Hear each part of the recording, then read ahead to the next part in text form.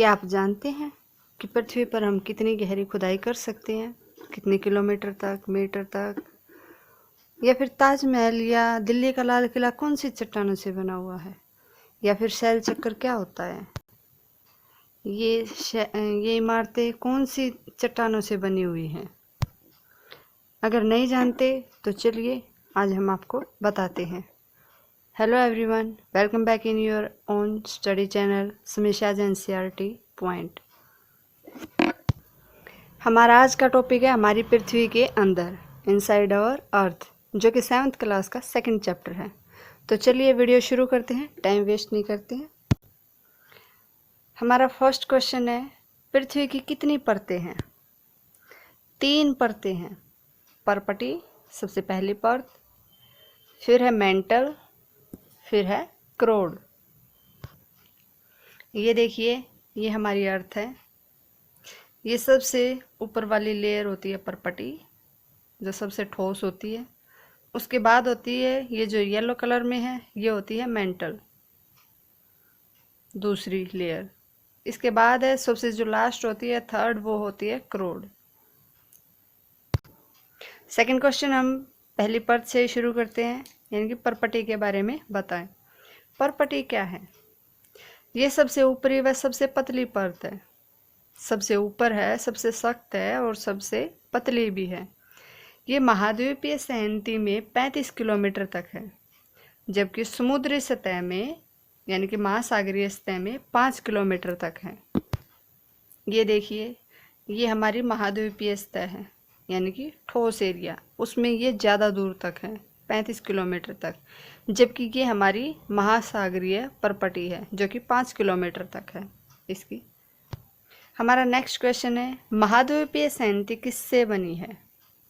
ये 2 धातुओं से बनी है, सिलिका और एल्यूमिना। इसको हम शॉर्ट फॉर्म में Cl बोलते हैं, सी सिलिका, एल एल्यूमिना। बढ़ते हैं नेक्स्ट क्वेश्चन की तरफ। महासागर की परपटी किन खनिजों से बनी है? वो भी 2 धातुओं से बनी है, जिसमें कि सिलिका कॉमन है, सिलिका और मैग्नीशियम। इसको शॉर्ट फॉर्म में हम सीमै बोलते हैं, सिलिका में मैग्नीशियम। हमारा नेक्स्ट क्वेश्चन है, मेंटल किसे कहते हैं, यानी कि सेकंड लेयर। जैसा कि अभी चित्र में दिखाया था, ये परपटी के ठीक नीचे वाली परत होती है, जो 2900 किलोमीटर तक होती है। ये सेकंड नंबर की लेयर होती है। नेक्स्ट क्वेश्चन है, पृथ्वी की तीसरी परत का नाम बताएं। क्रोड, जिसकी त्रिज्या 3500 किलोमीटर है। नेक्स्ट क्वेश्चन है, क्रोड किन धातुओं से बनी हुई है? निकेल व लोहे से। इसकी शॉर्ट फॉर्म है निफे, यानी लोहे को फेरस बोलते हैं। नी से निकेल और फे से फेरस। नेक्स्ट क्वेश्चन है, किस परत का दाब व ताप ज़्यादा है? आंतरिक क्रोड का। वहाँ पे सबसे ज़्यादा ताप और दाब होता है। नेक्स्ट क्वेश्चन है, सेल किसे कहते हैं? सेल पृथ्वी की परपटी बनाने वाले खनिज पदार्थों के किसी भी प्राकृतिक पिंड को, ये विभिन्न रंग के हो सकते हैं, आकार के हो सकते हैं और इनका विभिन्न गठन हो सकता है, होता भी है। नेक्स्ट क्वेश्चन है, सेल के प्रकार बताओ। ये 3 प्रकार की होती हैं।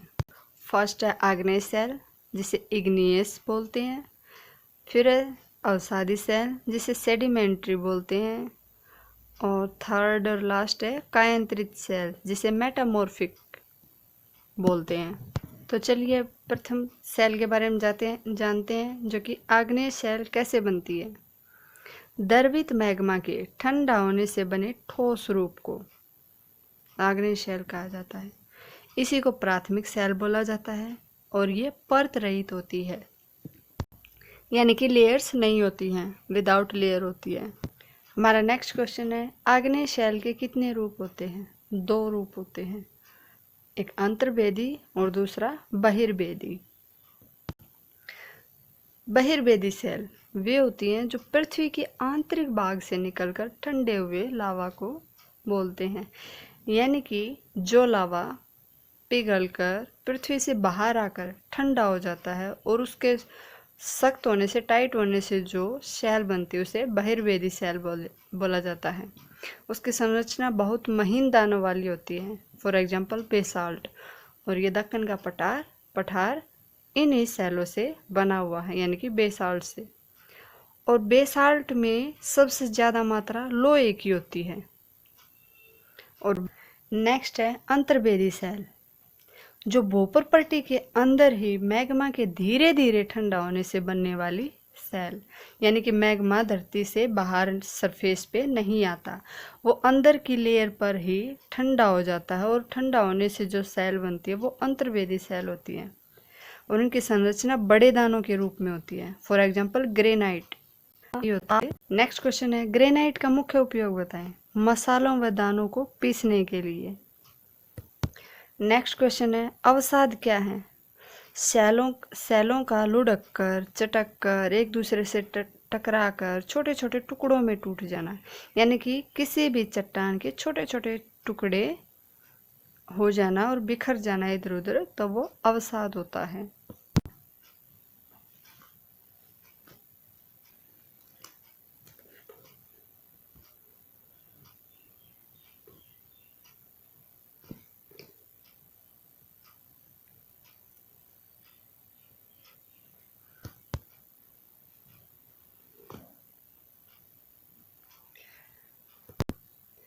नेक्स्ट क्वेश्चन है, कायांतरित सेलों का निर्माण कैसे होता है।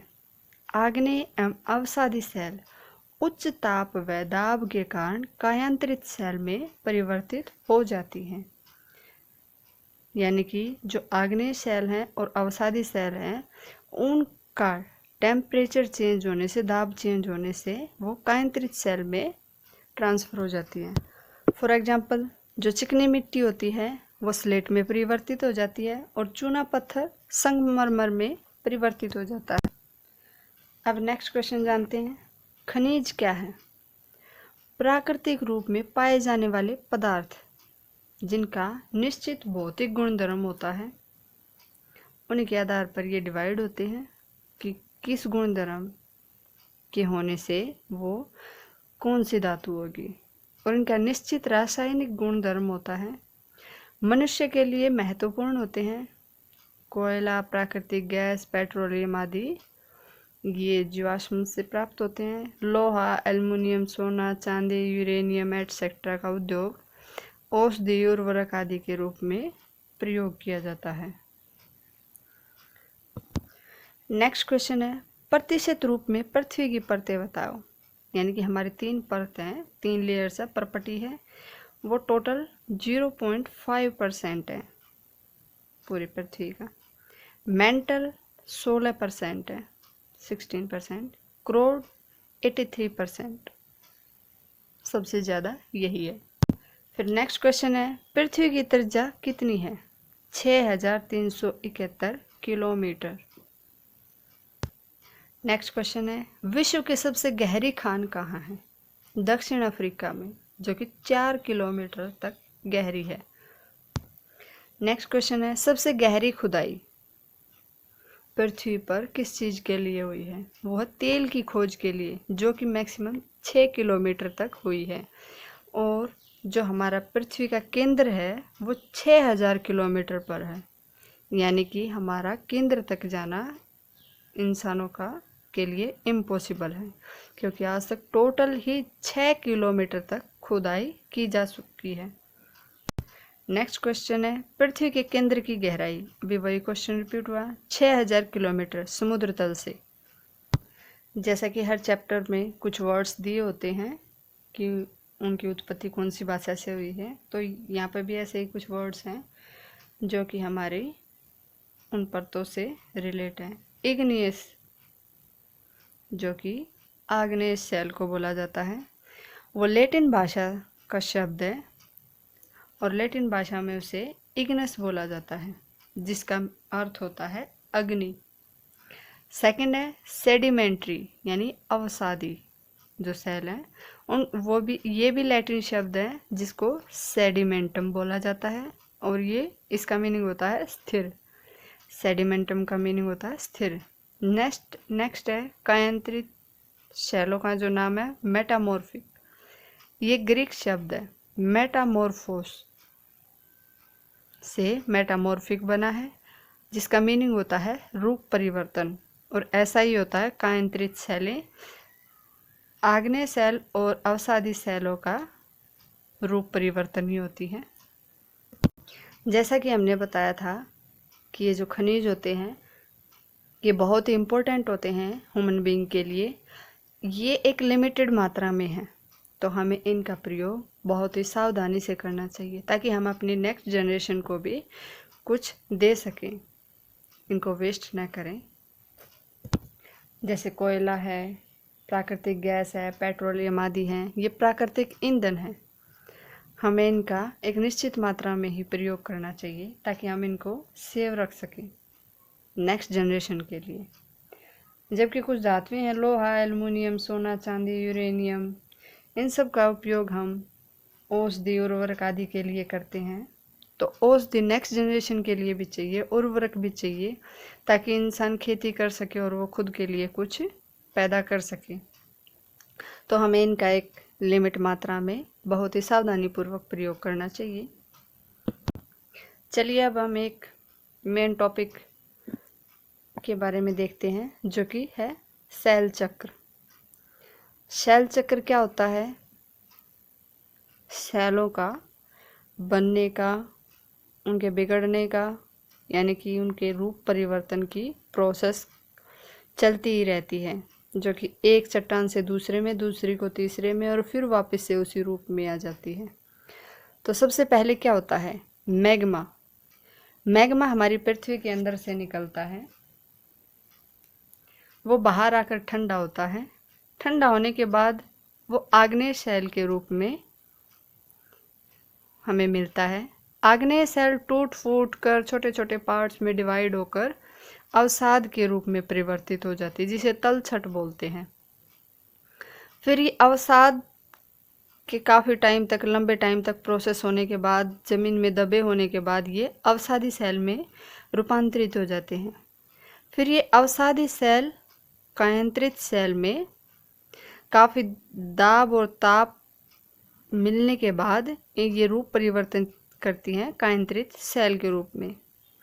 ये कायांतरित सेल फिर वापस से मैग्मा के रूप में परिवर्तित हो जाती हैं। तो इस तरह से ये प्रोसेस हमेशा चलती रहती है। आग्नेय सेल और अवसादी सेल ये दोनों ही कायांतरित सेल के रूप में हमें बाद में प्राप्त होती हैं। अवसादी सेल से भी मैग्मा होता है और इधर ये तलछट, ये सबसे मेन प्रोसेस होती है। तो इस तरह से हमारी ये चट्टानों की बदलने की प्रोसेस चलती रहती है, एक चट्टान से दूसरे में, दूसरे से तीसरे में और फिर वापस उसी रूप में। तो हमारा जो ताजमहल है सफ़ेद संगमरमर से जो बना हुआ है, और हमारा दिल्ली का लाल किला जो कि लाल बलुआ पत्थर से बना हुआ है, ये दोनों ही अवसादी सेल से बने हुए हैं। अवसादी सेल के एग्जाम्पल हैं ये। तो आज की वीडियो में इतना ही, क्योंकि हमारा चैप्टर कंप्लीट हो गया है इतने थोड़े से टाइम में। उम्मीद करते हैं आपको ये वीडियो बहुत पसंद आई होगी। अगर आपको कहीं पे कन्फ्यूजन रह गया है और ये क्वेश्चन श्योर करने हैं तो इस वीडियो को आप दोबारा से देखिए, और वीडियो पसंद आई तो लाइक, शेयर और सब्सक्राइब ज़रूर करें, और कमेंट करके हमें ज़रूर बताएं, अपना फीडबैक दें कि आपको ये वीडियो कैसी लगी है। तब तक के लिए टेक केयर, बाय बाय। मिलते हैं नेक्स्ट वीडियो में नेक्स्ट चैप्टर के साथ।